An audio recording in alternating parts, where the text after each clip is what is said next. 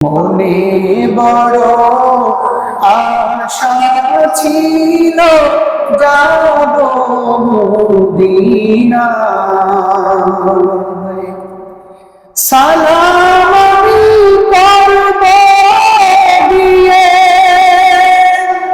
সালাম আমি করব দিয়ে নবীর রওজা।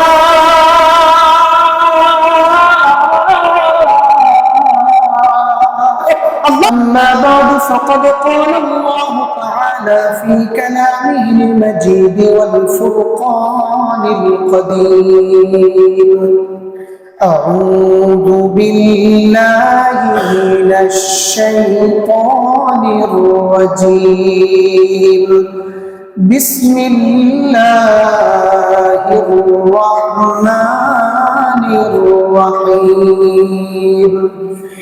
يا أيها الذين آمنوا إذا قمتم إلى الصلاة فاغسلوا وجوهكم وأيديكم إلى المرافق وامسحوا برؤوسكم وأرجلكم إلى الكعبين. صدق الله العظيم وصدق رسوله النبي الكريم ونحن على ذلك من الشاهدين الشاكرين والحمد لله رب العالمين. إن الله وملائكته يصلون على النبي يا أيها الذين آمنوا صلوا عليه وسلموا تسليما. اللهم صل على سيدنا مولانا محمد وعلى آل سيدنا আরেকটু প্রাণ খুলে মহব্বতে পড়ি আল্লাহুম্মা সাল্লি আলা সাইয়্যিদিনা মুহাম্মাদ ওয়া আলা আলি সাইয়্যিদিনা মাওলানা বড় আশা ছিল যাব মদিনা, মনে বড় আশা ছিল যাব মদিনা, সালাম আমি করব দিয়ে, সালাম আমি করব দিয়ে নবীর রওজা।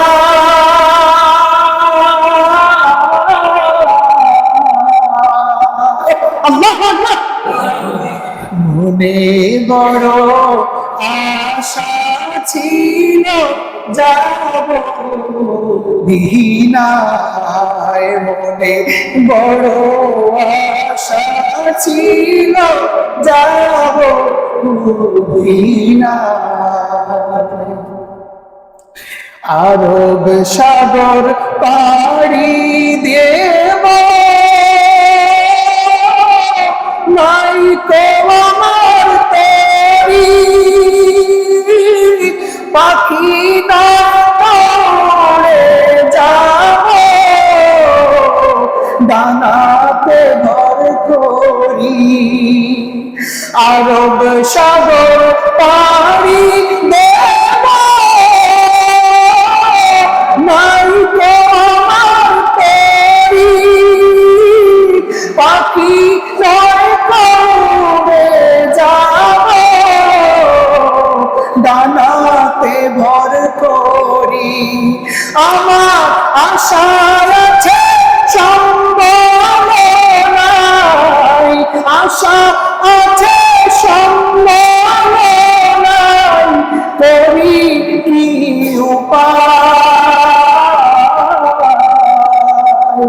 মনে বড় আশা ছিল যাব মদিনায়, মনে বড় আশা ছিল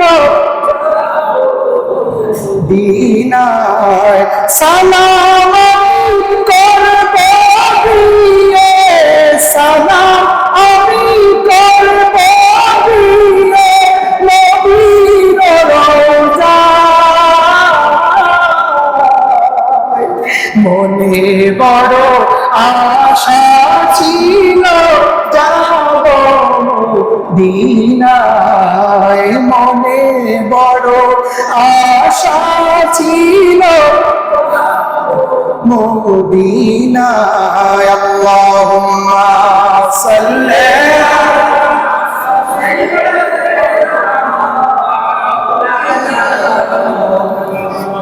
আলা আলি সাইয়্যিদিনা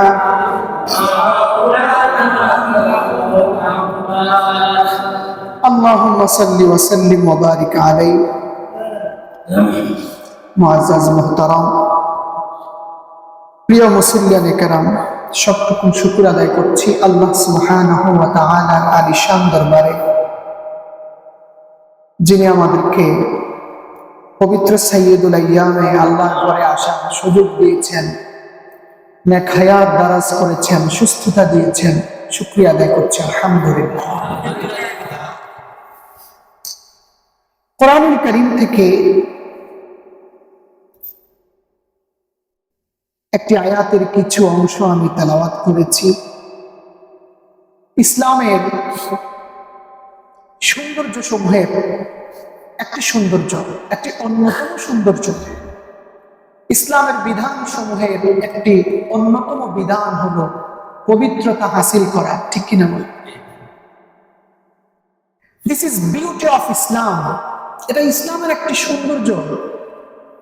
আচ্ছা বলেন, একটা মানুষ পরিচ্ছন্ন থাকলে ভালো না অপরিচ্ছন্ন থাকলে ভালো? কি বলে আপনার রুচি কি বলে?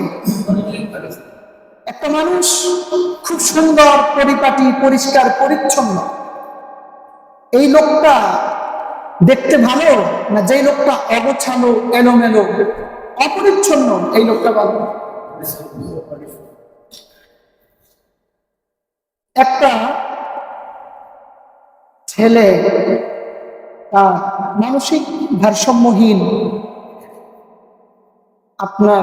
আমার মাদ্রাসা থেকে বামে একটা রাস্তা গিয়েছে, এই রাস্তায় একটু সামনে গেলে যারা একটু এক নরমাল হয়, অসুস্থ হয়, সাধারণত মানুষ কি করে? এদের থেকে একটু দূরে থাকে, পাশে বসলে উঠে যায়, ঠিক কিনা? কারণ ওর শরীর থেকে একটা ব্যাড স্মেল আসে, ভালো লাগে না, ঠিক কিনা? তো কাছে মানুষ ভিড়তে চায় না। যারা একটু পাগল টাইপের হয়, সাধারণ সুস্থ মানুষ তাদের কাছে খুব বেশি মিশে না, ঠিক কিনা বলেন? কারণ তার থেকে এমন অপরিচ্ছন্ন, অপছন্দনীয় অনেক বিষয় থাকে। কিন্তু ওই যে ছেলেটার কথা আমি বললাম, আপনারও মনে চাইবে ওকে বুকে জড়িয়ে নিতে। কেন? খুব পরিচ্ছন্ন। একজন আমাকে বললো যে হুজুর, ওর গোসল করতে একটা সাবান পুরা লাগে। মানে যখন ওকে একটা সাবান দেওয়া হয়, ও পুরা শরীরে এটা মাখে, মাখার পরে পানি ঢালে, ঢালার পর আবার সাবান মাখে, মাখার পর আবার পানি ঢালে, যতক্ষণ ওই সাবান শেষ না হচ্ছে ও মাখতেই থাকে। কথা বুঝেন না? যাতে পাগল হলে তাহলে ঠিক আছে না? খুব পরিচ্ছন্ন। আল্লাহ নিজেও পবিত্র এবং পরিচ্ছন্ন, তিনি পবিত্র এবং পরিচ্ছন্নতাকে ভালো, ঠিক কিনা? রব্বুল আলামিন বললেন, তোমরা যখন আমার সামনে হাজির হয়ে যাবে তখন অপরিচ্ছন্ন অবস্থায় আসবে না, কারণ আমি আল্লাহ নিজেও পবিত্র। আমার সামনে যখন তুমি আসবে, তোমাকে হয়ে আসতে হবে কি বলেন? পবিত্র। নাকি সিগারেট টানতে টানতে মসজিদের সামনে আইসা কোন রকম সিগারেটটা ফালায়া এরপরে কোন রকম ঢুকে যাইবেন না, এই সিস্টেম আছে নাকি? কিন্তু এমন সিস্টেম চলেনি দেশে। এই যে আজকে সকালে জানাজা পড়াইলাম, জানাজায় গেলাম, আমি যেখানে জানাজায় দাঁড়িয়েছি আমার আশেপাশের থেকে সিগারেটের গন্ধ আসতেছে। জানাজার নামাজে দাঁড়াইছি, মুখ থেকে কি আসে? সিগারেটের গন্ধ আসে।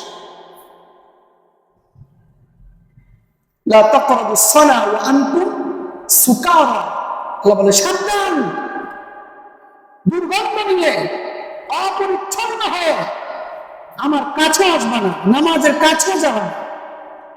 নামাজ একটা পবিত্র বিধান, মানুষের বাহ্যিক এবং অভ্যন্তরীণ পবিত্র করার নাম সালাত। তো তুমি যদি নিজেই অপবিত্র অপরিচ্ছন্ন অবস্থায় আসো তো পবিত্র কেমনে হবা? সচেতন থাকতে হবে, আমাদেরকে পরিচ্ছন্ন থাকতে হবে। আল্লাহ বলেন নামাজে যখন আসবা 4টা ফরজ দিয়ে দিলাম, এই 4টি ফরজ আদায় করে পবিত্র হয়ে তারপরে সালাতে আসবে। সুবহানাল্লাহ। নামাজ পড়ার আগে পবিত্রতা হাসিল করার প্রয়োজন আছে না নেই? পবিত্রতা হাসিল করতে হলে তোমাকে ওযু করতে হবে। ওযু করতে হলে ওযুর মাঝে আমি আল্লাহ তোমাকে 4টা ফরজ বিধান দিলাম। সুবহানাল্লাহ বলেন। ইয়া আইয়ুহাল্লাযীনা আমানু ইযা কুমতুম ইলাস সালাতি ফাগসিলু ওয়ুজুহাকুম ওয়া আইদিয়াকুম ইলাল মারাফিক। আল্লাহু আকবার। ওয়ামসাহু বিরুউসিকুম ওয়া আরজুলাকুম ইলাল কা'বাইন। বান্দা, ও বান্দা, আমি আল্লাহর কাছে আসবি, একটু পবিত্র হয়ে আস। এক কাজ কর, প্রথমে পানির কাছে যাও, গিয়ে তোমার মুখটা সুন্দর করে আগে ধো। আল্লাহু আকবার। পৃথিবীর সবচাইতে সুন্দর সৃষ্টি মানুষের চেহারা। আল্লাহু আকবার করেন। এই জন্য মানুষের চেহারার কসম আল্লাহ কোরআনে কাটলেন। কত দাম এই চেহারা, কত দাম এই চেহারা। পৃথিবীর সবচাইতে দামি পার্টস গুলো রব্বুল আলামিন চেহারার মধ্যে সেটিং করলেন। আপনি যদি কোনো একটা অসুস্থতায় পড়ে ডাক্তারের কাছে যান, ডাক্তার যদি আপনার কাছে পরামর্শ চায়, আপনার হয়তো একটা হাত কাটতে হবে, নয়তো একটা চোখ খুলে ফেলতে হবে। আপনি বলবেন আমার হাত কাটান, চোখ থাক, না বলবেন চোখ নিয়ে যান, হাত থাক? কি বলবেন বলেন? আমার চোখ নেওয়ার প্রয়োজন নাই, একটা হাত নিয়ে যাও। ডাক্তার যদি বলে তোমার একটা পা কেটে ফেলতে হবে, নয়তুবা তোমার একটা চোখ খুলে ফেলতে হবে, আপনি বলবেন ডাক্তার সাহেব আপনি আমার পা একটা কেটে নেন, আমার চোখ আপনি নিয়েন না। কারণ আমি জানি আমার একটা হাত আর একটা পায়ের চাইতেও আমার কাছে জীবনে চোখের মূল্য বেশি। ঠিক না? রব্বুল আলামিন বলে পায়ের তল থেকে মাথার তালু পর্যন্ত বান্দা যতগুলো অঙ্গ তোমারে দিলাম, সবচাইতে বড় দামি বড় অমূল্য সম্পদটা তোমার চেহারার মধ্যে আমি আল্লাহ দিলাম। আল্লাহু আকবার। বান্দা তুই আমার কাছে আসবি, তো চেহারাটা আগে ধো। হিকমতটা তুই পরে বলছি, চেহারাটা আগে ধুইবি, তারপরে তোর হাতটা তুই ধুইবি, কোনই পর্যন্ত ধুইবি। আল্লাহ বলেন একবার ধুইবি। কয়বার? জোরে কম। চেহারাটা একবার ধুইবি। আল্লাহ বলে হাতটা একবার ধুইবি। আমার মায়ের নবী করে মা, না না, আল্লাহ বলেছেন একবার ধুইবি। একবার দোয়া হলো ফরজ। আমি নবী তোকে 3বারের বিধান দিলাম, 3বার ধুবি তো আমি নবীর সুন্নত আদায় হয়ে যাবে। আল্লাহু আকবার। এই জন্য একবার ধোয়া কি ফরজ? জোরে বলেন একবার ধোয়া কি? 3বার দোয়া হলো সুন্নত। আল্লাহর যত বিধান আছে অর্থাৎ আদেশ আছে, আলেমরা হয়তো বুঝবেন আমর দিয়ে আদেশ দিয়ে এক জিনিস 2বার বুঝায় না। আদেশ মানে হলো এক জিনিস একবার। এই জন্য একবার দোয়া ফরজ আর 3বার দোয়া কি সুন্নাত। 2 নাম্বার গিয়েছে। 3 নাম্বার রব্বুল কারীম বলেন মাথাটা তুই একটু মাসিহ করবি। 4 নাম্বার দোনো পায়ের কাঁধ পর্যন্ত ধুইবি। এবার তুই পবিত্র হয়ে গেলি, এবার তুই আমার সামনে এসে আমার সামনে নামাজে দাঁড়াবি। সুবহানাল্লাহ বলে। এখন পৃথিবীর কিছু অপদার্থ মার্কেট বুদ্ধিজীবী নামের কলঙ্ক আছে না নাই? ওদের বুদ্ধি, মাথার মধ্যে এত বুদ্ধি, বুদ্ধির চোটে মাথার মধ্যে চুল একটাও থাকে না, আছে না নাই?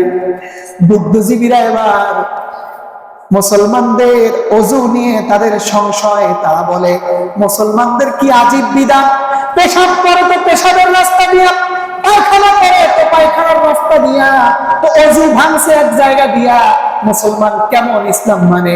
কয় হাত মুখ পা মাথা ধুইলে নাকি পবিত্র। এটা কেমন বিধান?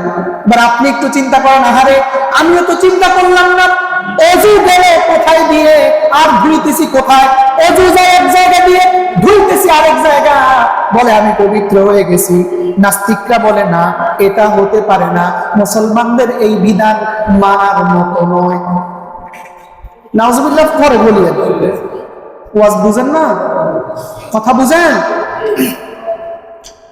ওযু গেল এক জায়গা দিয়া, তো যেখান দিয়ে ওযু ভাঙছে ওই জায়গাটা ধুইলেই তো পবিত্র, ঠিক না? কিন্তু আল্লাহ তো এই বিধান দেন নাই। আল্লাহ বলে ওযু ভাঙলো এক জায়গা দিয়ে, ধোয়ার বিধান দিলাম আরেকটা জায়গা। এটা তোমাকে মানতে হবে, এটার নাম ইসলাম। ইসলামের সব বিধান তোমার বুঝে আসবে না, যেটা বুঝে আসবে আলহামদুলিল্লাহ, যেটা বুঝে না আসবে আমান্না সাল্লামনা, আল্লাহ বিশ্বাস করেছি, মস্তক অবনত করেছি, দিস ইজ দা ইসলাম। ঠিক কিনা কথা বলে? কিন্তু নাস্তিকদের কথাটা একেবারে ফেলে দেওয়ার মতো না।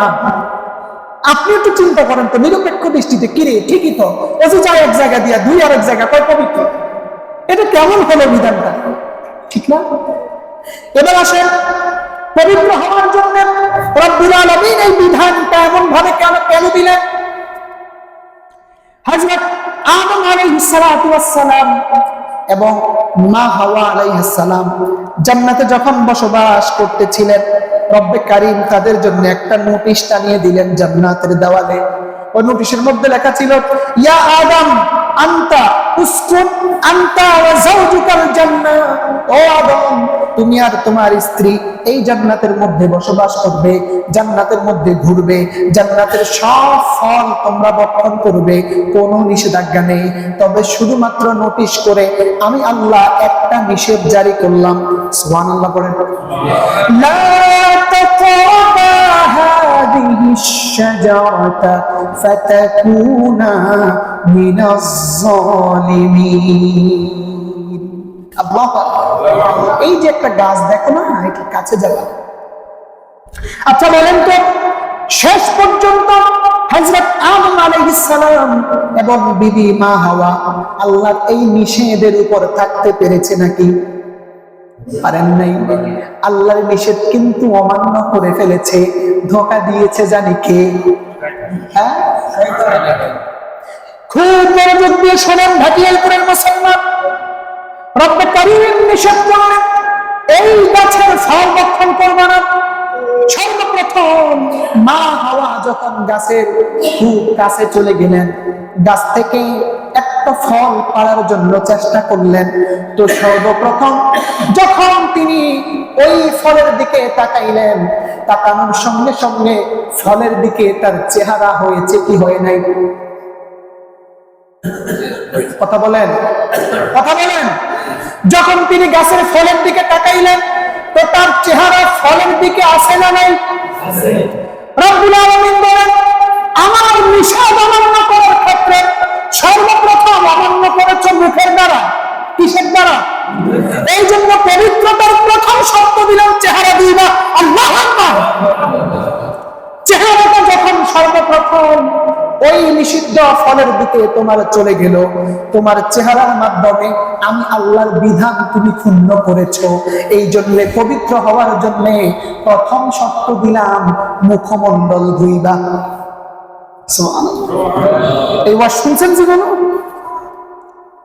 দ্বিতীয় নম্বর কথা হলো, এরপরে চেহারাটা যখন আরো একটু উঁচা করলাম, উঁচা করার পর তোমার মাথার কাপড়টাও পড়ে গেল। এরপরে যখন তুমি হাত দিয়ে ফলটা ছিটতে গেলা, তোমার হাতের কাপড়টা কবজি থেকে কোনই ভেদ করে নিচে চলে গেল। মহিলা মানুষ পুরুষের চাইতে একটু খাটোই হয়, কথা কোন ঠিক কিনা? বলেন তো আদম আলাইহিস সালাম বেশি লম্বা ছিলেন না মা হাওয়া বেশি লম্বা ছিলেন? আদম আলাইহিস সালাম কত হাত লম্বা ছিলেন? 60 হাত। কত হাত? 60 হাত লম্বা ছিলেন। জান্নাতের গাছগুলো অনেক বড় বড়। মা হাওয়া আলাইহিস সালাম ওই ফল যখন হাত দিয়ে পাততে গিয়ে নাগাল পাচ্ছেন না, দুই পায়ের বৃদ্ধাঙ্গুলিতে ভর দিয়ে নিজেকে আরেকটু উঁচু করে যখন পারার চেষ্টা করলেন, নিজের পায়ের পায়জামার কাপড়টা টাকনুর উপরে উঠে যায়। রব্বুল আলামিন বলেন, আমার আদেশ লঙ্ঘন করতে গিয়ে 1 নম্বরে চেহারা ব্যবহার করেছে, 2 নম্বর হাত ব্যবহার করেছে, 3 নম্বর তোমার মাথা ব্যবহার হয়েছে, 4 নম্বর তোমার পায়ের টাকনুর নিচের অংশ ব্যবহার হয়েছে। কিয়ামত পর্যন্ত পবিত্রতার জন্য আমি আল্লাহ এই 4টা অঙ্গ ধোয়া ফরজ করে দিলাম।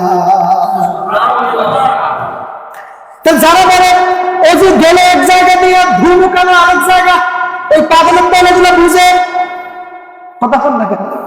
ওরাই জ্ঞান রাখে। ওরা তো হুজুররা বুঝে না কিছু, আলু দেওয়া কয় লুচু, হুজুররা বুঝবো কি? ওযু যায় এক জায়গা দিয়া ভরে আরেক জায়গা কয়, এটার নাম পবিত্রতা। বুঝেন না? ওরা কি বিষয়টা বুঝতে পেরেছে নাকি? কথা বুঝেন নাই? কথা বুঝেন নাই? এবার আমার কথা হলো, রব্বুল আলামিন যে 4টা অঙ্গ ধোয়ার কথা বললেন, বর্তমান বিজ্ঞান মেডিকেল সায়েন্স গবেষণা করে দেখেছে পৃথিবীতে একটা মানুষ যখন বসবাস করে, পৃথিবীতে বসবাস করতে গিয়ে তার পা থেকে মাথা পর্যন্ত যেই সমস্ত অঙ্গগুলো সবচাইতে বেশি ব্যাকটেরিয়া জর্জরিত হয়, সবচাইতে বেশি ভাইরাস আক্রান্ত হয়, ওই অঙ্গগুলো হলো চেহারা, ওই অঙ্গগুলো হলো হাত, ওই অঙ্গগুলো হলো পা। সুবহানাল্লাহ। তার কারণ হলো স্বাভাবিকভাবেই আমাদের চেহারাটা খোলা থাকে। কি থাকে? আমাদের হাতটা খোলা থাকে, আমাদের পায়ের নিচের অংশ খোলা থাকে। এই জন্য খোলা থাকা অঙ্গগুলোতে ব্যাকটেরিয়ার প্রয়োজন। ভাইরাস আক্রান্ত হওয়ার সম্ভাবনা কম না বেশি? জোরে বলেন, কম না বেশি? এই জন্য আমার আল্লাহ বিধান দিলেন, শুধুমাত্র এই অঙ্গগুলো ধুইলে তোমার ওযু হবে তা নয়, বরঞ্চ তোমার ব্যাকটেরিয়ার আক্রমণ থেকেও বাঁচানোর ব্যবস্থা করে দিলাম। এই হলো বিজ্ঞানের ব্যাখ্যা, আর হলো হাদিসের ব্যাখ্যা। এবার আমি একটা হেকমতি ব্যাখ্যা বলি। সুবহানাল্লাহ বলেন। আমি আমার দৃষ্টির দূরদর্শিতার মাধ্যমে আমি দেখলাম রব্বুল আলামিন বান্দাকে ওযুর যে বিধান দিলেন, এই ওযুর বিধান শুধুমাত্র ওযুর বিধান নয়, বরং এই বিধান আল্লাহ আর বান্দার মাঝে একটা প্রেম সূত্র।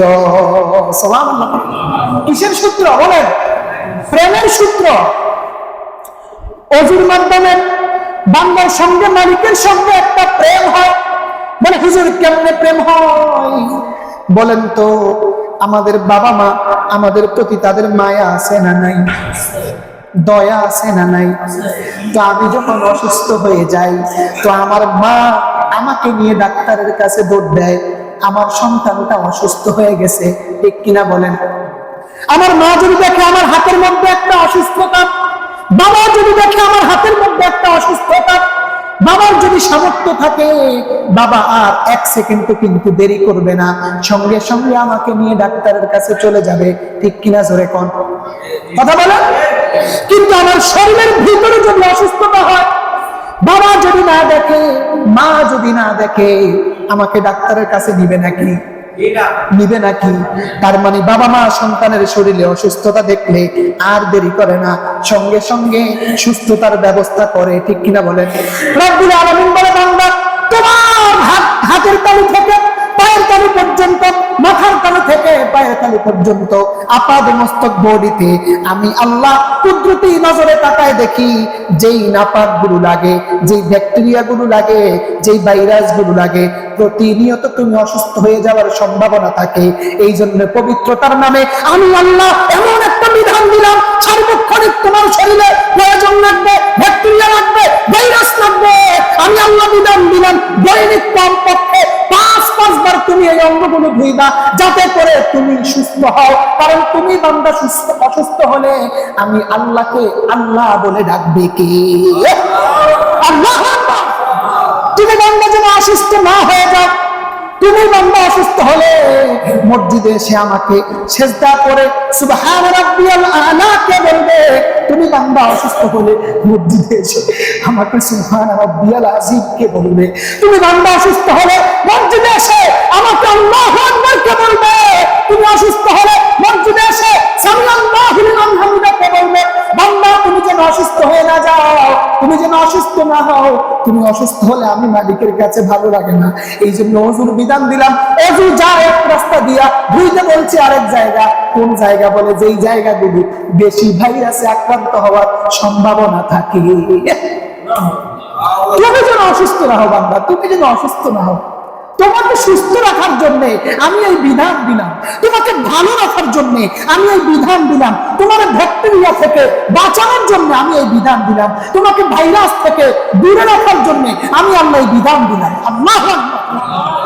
কিন্তু কখনো কি কল্পনা করেছি, কখনো কি চিন্তা করেছে নাকি ওযুর বিধানটা মালিক এইভাবে দিলেন কেন? যত ভাবি, যত গবেষণা করি, যত চিন্তা করি, চোখের পানি ধরে রাখা যায় না।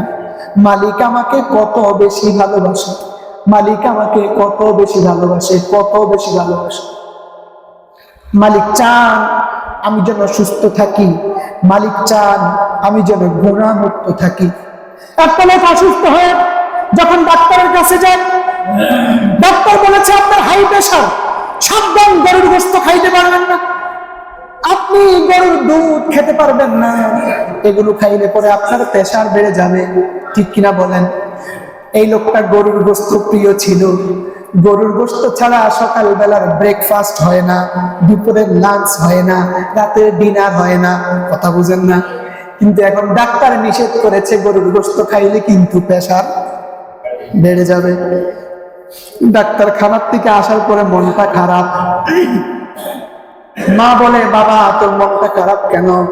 বলে আজকে থেকে তওবা করছি, আর কোনদিন গরুর গোশত খাওয়া তো দূরে থাক, গরুর গোশতের দিকেও তাকাবো না। বলে কেন? বলে ডাক্তার বলেছে এটা খাইতে দেরি, প্রেশার হাই হইতে দেরি নাই, প্রেশার হাই হয়ে গেলে চিৎপটাং হয়ে কিন্তু কইরা মরতে দেরি হবে না, এই জন্য গরুর গোশত খাওয়া বন্ধ। গরুর গোশত খাওয়া কি যেরকম?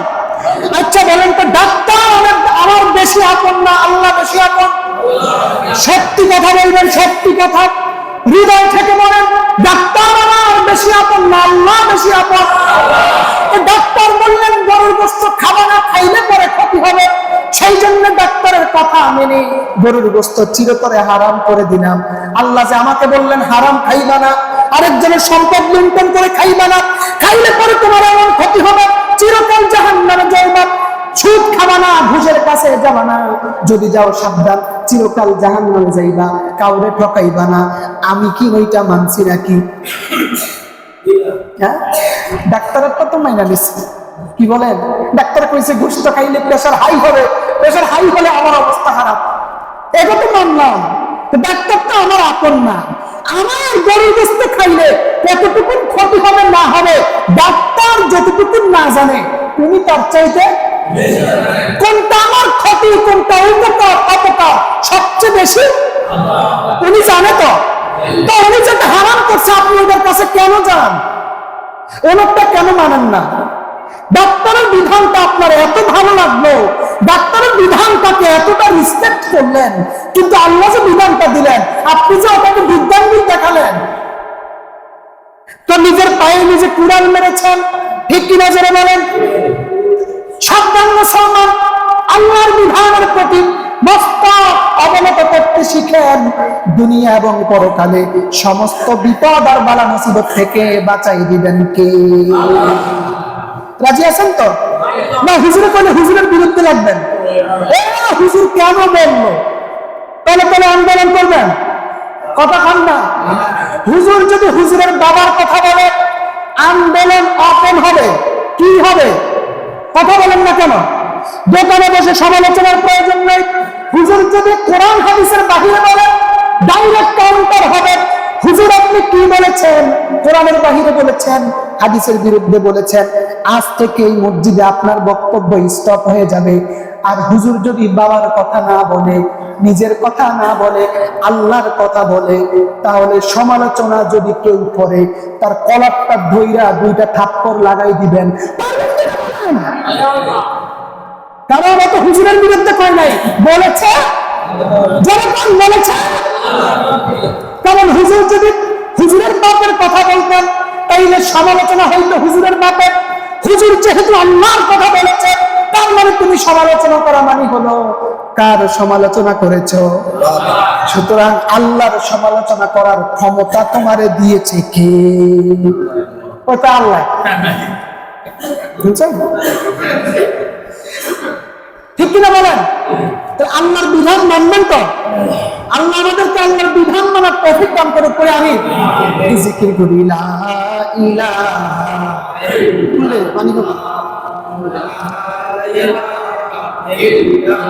হাসবি রব্বি জাল্লাল্লাহ মা ফি কলবি নূর মুহাম্মদ সাল্লাল্লাহু লা ইলাহা ইল্লাল্লাহ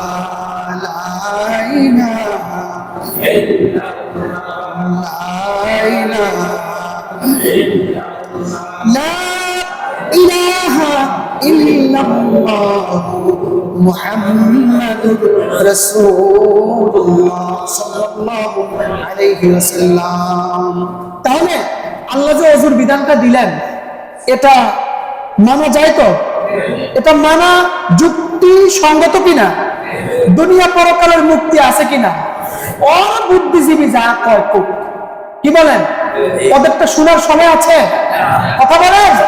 ইসলামের বিধান, এর মধ্যেই দুনিয়া পরকালের শান্তি, এই বিশ্বাস আপনার রাখা ফরজ। কথা বুঝেন? দেখেন, ইসলাম বলে মেসওয়াক করবা, বলেন না কি করবা? কথা বলিয়েন, কি করবা? মেসওয়াক করবা। আর ওরা আমাদেরকে দিয়েছে কি? ব্রাশ। কি দিয়েছে? একজন ডাক্তারকে প্রশ্ন করা হয়েছিল, থাইল্যান্ডের একজন ডাক্তারকে, আচ্ছা বলেন তো, পৃথিবীতে ডেন্টাল কেয়ার আছে না নাই? ওইখানে কি করে? দাঁতের দন্ত চিকিৎসা হয় সেখানে, ঠিক কিনা? তো একজন ডাক্তারকে প্রশ্ন করা হয়েছে, পৃথিবীতে ডেন্টাল কেয়ার আবিষ্কার হয়েছে কবে? তো উনি জবাবে বলেছেন, পৃথিবীবাসী এক সময় গাছের ডাল অথবা গাছের শিকড় দিয়ে দাঁত মাজত। কথা বুঝেন নাই? এই প্রচলন পৃথিবী থেকে একটা সময় হারিয়ে গিয়েছে। তো যেদিন থেকে এই প্রচলন হারিয়েছে, সেদিন থেকেই ডেন্টাল কেয়ারের জন্ম হয়েছে। কি বুঝলেন? বুঝছি এটা। মেসওয়াক থাকবে যতদিন, দাঁতের সমস্যা নাই। মেসওয়াক সরাই দিলেন যেদিন দাঁতের সমস্যা শুরু হয়েছে। কোন সাহাবী দাঁতের ডাক্তার দেখায় নাই, কোন তাবী দাঁতের ডাক্তার দেখায় নাই। পৃথিবীতে ডেন্টাল কেয়ার ছিল না। আর এখন প্রত্যেক বাজারে 2-4টা আছে। এত সমস্যা থেকে আসছে কারণ মুসলমান এখন, মুসলমানকে আল্লাহ যে বিধান দিয়েছেন মেসওয়াক করবা, এটা ছাড়ছে। ইহুদি খ্রিস্টানদের ব্রাশ, প্লাস্টিকের ব্রাশ দিচ্ছে। আল্লাহ বলেন যদি মেসওয়াক করো, দুইটা জিনিস পাবা। আল্লাহু আকবার করেন। আসওয়াক মাতহারাতুল লিসান ওয়া মারদাতুল লিররাব।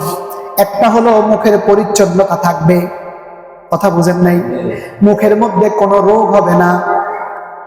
পৃথিবীতে অনেক গবেষণায় দেখা গিয়েছে, একটা মানুষ তার জিহ্বার রুচি হারায় ফেলেছে। কি হারায় ফেলেছে? কম না? রুচি হারায় ফেলেছে। তো ডাক্তার তার জিহ্বার মধ্যে যোগ বসায় দিচ্ছে, অর্থাৎ জিহ্বার ভিতরে যে নার্ভ গুলো আছে, রক্ত সঞ্চালন সক্ষমতা কমে গিয়েছে। তো যোগ বসাই দিলে পরে যোগের ধর্ম হলো যেখানে বসে রক্ত টানে। কি টানে? তো ওই নার্ভ গুলোকে তারা ক্লিয়ার করতে চাচ্ছে। তো পাশে আরেকজন স্পেশাল ডাক্তার, উনি বলছে এইটা না, এইটা চিকিৎসা, এইটা না, কাজ করা। ওনাকে 40 দিন টানা মেসওয়াক করতে দেয়। সুবহানাল্লাহ। কি করতে দাও? এই লোক 40 দিন টানা মেসওয়াক করার পরে বলে, হুজুর জিহ্বার ডাক্তার সাহেব জিহ্বার রুচি আগে যা ছিল আলহামদুলিল্লাহ এখন আগের চাইতে না। কথা বুঝেন নাই? সর্বশেষ ফজিলত মেসওয়াক করবেন, মৃত্যুর সময় ফটফট করে জবানে কালিমার আওয়াজ উচ্চারিত হয়ে যাবে। আর যারা বেশি করে খালি সাবান আসেনি, বুঝেন না, এটা ছেড়ে দেন, এই পান এটা ছেড়ে দেন। রাসূলুল্লাহর জীবনে পান মুখে দেন, তবে ওনার সামনে পান দেওয়া হয়েছিল। আল্লাহ হাবিব সাল্লাল্লাহু আলাইহি ওয়াসাল্লামকে একদিন একজনে পান দিচ্ছে, একটা পান পাতা ছিলেন তো দিচ্ছে। তো আল্লাহ রাসূল সাল্লাল্লাহু আলাইহি ওয়াসাল্লাম পানটা হাতে নিয়ে, আচ্ছা পানের চুন লাগায় কোন কোন পাতে? একটা হচ্ছে পিঠ, একটা পেট, কোন পাতে লাগান? পেটে লাগান না। তা আল্লাহ রাসূল সাল্লাল্লাহু আলাইহি ওয়াসাল্লাম চুনটা নিয়ে পেটের মধ্যে মাখাইলেন, মাখানোর পরে পানটা দিয়ে দিচ্ছে। সুবহানাল্লাহ। সাহাবী অবাক হয়ে গেলেন, আরে বাপ রে বাপ, সর্বনাশ! আল্লাহ রাসূল জীবনে তো পান ছাপও দেখেনি, কিন্তু চুন যে পানের পেটে লাগাইতে হয় এটা অনেক কেমনে জানলেন? আল্লাহু আকবার বলেন। রাসূল চুন নিয়ে পানের পেটের মধ্যে লাগাইয়া পানটা দিয়ে দিচ্ছে, খান নাই। কি করেন নাই? খান নাই, খাইতে পারতেন না, হারাম ছিল, খান নাই। অনেক জিনিস হারাম না, কিন্তু মুসলমান মুমিন মুত্তাকি আল্লাহর গোলাম আল্লাহর প্রেমিক এটার থেকে দূরে থাকবে, এটার কাছাকাছি যাবে না, তবে হারাম না। এখন তো আমরা হারাম লড়াই চলি সারাদিন, কি কর? হ্যাঁ, আল্লাহ রাসূল সাল্লাল্লাহু আলাইহি ওয়াসাল্লাম যখন হিজরত করে মদিনায় গেলেন, আজকে আর সামনে যাব না, মদিনায় যাওয়ার পরে হুজুর উঠলেন কোন বাসায়? আবু আইয়ুব আনসারীর বাসায়, ঠিক কি? রাসূল সাল্লাল্লাহু আলাইহি ওয়াসাল্লাম যে ঘোড়া দিয়ে গেলেন, যাওয়ার পরে মদিনার সব মানুষ কাতারে কাতার হয়ে গেল। এ বলে হুজুর আমার বাসায় আসেন, মুখ বলে হুজুর আমার বাসায় আসেন, রাহমাতুল লিল আলামিন মক্কা ছেড়ে মদিনায় এসেছেন, সবাই তো কলিজায় নিতে চায়, ঠিক কিনা বলে? ওরা যে সঙ্গীতটা গেছিল আমার রাসূলের আগমনে, তালা আল বাদরু, বলেন না, তালা আল বাদরু আলাইনা মিন সানি ওয়াজাবা শুকরু আলাইনা মাদালিন নাহিদা। আল্লাহু আকবার। কি বলছে জানেন? কি বলছে শুনেন মদিনার মানুষেরা, তালা আল বাদরু আলাইনা, আমাদের উপর পূর্ণিমার চাঁদ উদিত হয়েছে। চাঁদের তিনটা অর্থ, কমার মানে চাঁদ, হেলাল মানে চাঁদ, বদর মানে চাঁদ। হেলাল বললেন না, কমার বললেন না, বদর বললেন। বদর মানে হচ্ছে পূর্ণিমার চাঁদ, সবচাইতে দামি চাঁদ। আল্লাহু আকবার। তালা আল বাদরু আলাইনা, আমাদের কাছে পূর্ণিমার চাঁদ নেমে এসেছে। কোথায় থেকে? মিন সানিয়াতুল ওয়াদা, ওই যে মক্কা সানিয়াতুল ওয়াদা পাহাড় থেকে এসেছে। আল্লাহু আকবার। তা আমাদের করণীয় কি? ওয়াজাবা শুকরু আলাইনা, ওয়াজাবা শুকরু আলাইনা। ওরা বলছে আমাদের করণীয় হচ্ছে এই মুহূর্তে উনি যে আগমন করেছেন এর শুকর আদায় করা ফরজ। আচ্ছা শুকর আদায় কতদিন ফরজ? 2 দিন, 3 দিন, 5 দিন? বলে না, রাসূল যে মদিনায় এসেছেন, রাসূল যে আগমন করেছেন, শুকরিয়া চলবে কতদিন? মা দা লিল্লাহি দাইন, যতদিন পর্যন্ত পৃথিবীতে সূর্য পূর্বে উঠে পশ্চিমে ডুবে, যতদিন পর্যন্ত এই পৃথিবীতে আল্লাহকে আল্লাহ বলে ডাকার মতো একটা মানুষও থাকবে, ততদিন পর্যন্ত আমার রাসূলের আগমনের খুশি আর শুকরিয়া চলবে। আল্লাহু আকবার। মা, এটা মায়াম, যতদিন দাআলিল্লাহে, আল্লাহকে ডাকবেন, দাঈন একজন আহ্বানকারী, যতদিন আল্লাহকে আল্লাহ ডাকার মতো পৃথিবীতে লোক থাকবে ততদিন আমার রাসূলের আগমনের শুকরিয়া চলবে। সুবহানাল্লাহ। কথা বুঝেন নাই? রাসূল গেলেন সবাইকে, হুজুর আমার বাড়িতে, আমার বাড়িতে, আমার বাড়িতে। রাসূল বলছেন না, আমার এই ঘোড়াটা আল্লাহর আদেশে চলে। সুবহানাল্লাহ। এটা আমি বলতে হবে না, ঘোড়া নিজেই জানে ও কোন ঘরে উঠবে। আল্লাহু আকবার। রাসূলের ঘোড়াটা চলতে চলতে চলতে চলতে একটা 2 তলা বিল্ডিং, ওই বিল্ডিং এর সামনে গিয়ে বসে গেছে। সুবহানাল্লাহ। 2 তলা একটা বিল্ডিং এর সামনে গিয়ে বসে গেছে। বিল্ডিংটা কার? হযরত আবু আইয়ুব আনসারী রাদিয়াল্লাহু তাআলা। কথা বুঝছেন? বসে গেছে। বসে যাওয়ার পরে একদিন আবু আইয়ুব আনসারী বাসায় নাই। হাদিসটা তিরমিজি 2য় খণ্ড আবওয়াবুল আতঈমাতে এসেছে। আবু আইয়ুব আনসারী বাসায় নেই। ওর স্ত্রী উম্মে আইয়ুব আনসারী রাসূলুল্লাহকে কিছু ভেজিটেবল খাবার দিলেন। তো রাসূল সাল্লাল্লাহু আলাইহি ওয়াসাল্লাম এটা খাইলেন না। কি করলেন না? খাইলেন না। সাহাবীরা পাশে আছে, তো সাহাবীরা প্রশ্ন করছেন, হারাম হিয়া ইয়া রাসূলুল্লাহ, হুজুর আপনি যেটা খেলেন না কারণটা কি, এটা কি হারাম?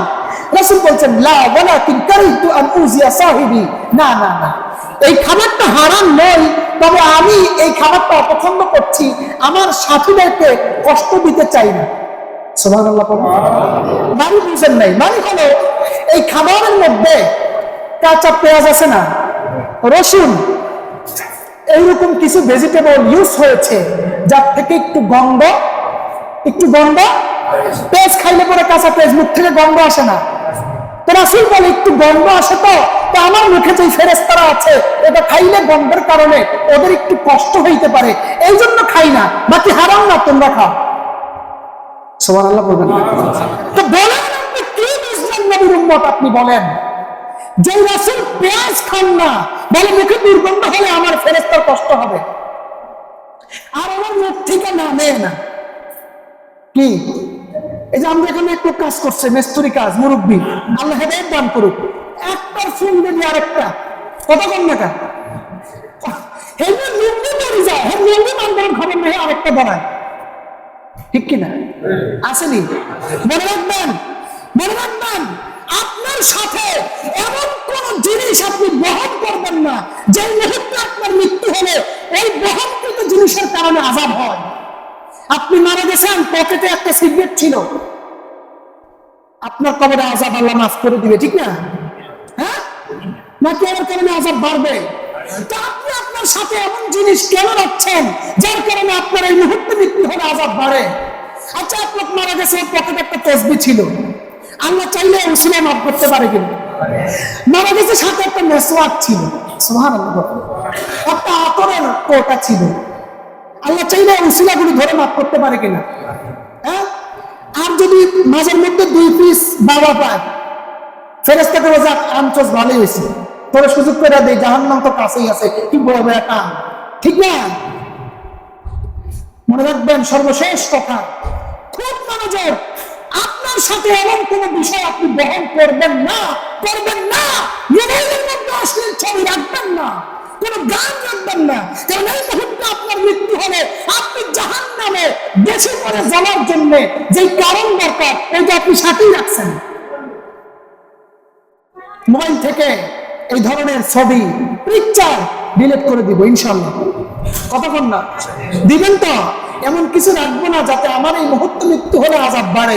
আমরা এমন কিছু নিয়ে চলবো, এমন কিছু নিয়ে পৃথিবীতে অবস্থান করব যাতে আমার মৃত্যু হলে আল্লাহ যদি কোনো উসিলা ধরে মাফ করতে চান, হাজারো উসিলা যারা আমার পায়ের তালু থেকে মাথার তালু পর্যন্ত পেয়ে যান, আল্লাহ আমাদেরকে তৌফিক দান করুক করে আমিন। আসসালামু আলাইকুম ওয়া রাহমাতুল্লাহি ওয়া বারাকাতুহু।